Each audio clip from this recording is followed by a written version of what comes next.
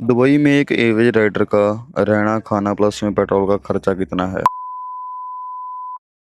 नमस्कार, सत श्री अकाल एंड अस्सलाम वालेकुम मेरे प्यारे भाइयों। आई होप आप सब लोग ठीक होंगे।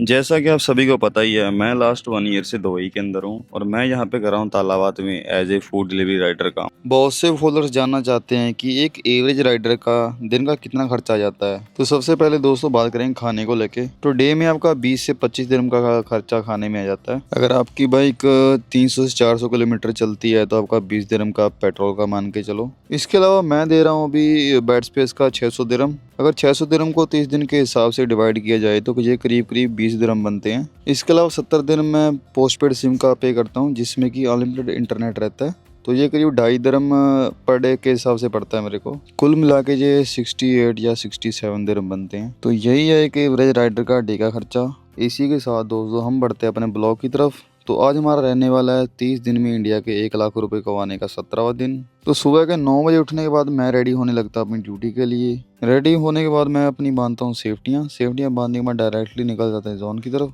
जोन में जाते ही मैं करता हूँ अपनी तालाबात की ऐप से लॉगिन करने के बाद हमें डे का फर्स्ट ऑर्डर रिसीव होता है, जिसको उठा के मैं निकल जाता हूँ डायरेक्टली कस्टमर लोकेशन की तरफ। कस्टमर लोकेशन में पहुँचने के बाद मैं करता हूँ ऑर्डर को डिलीवर्ड।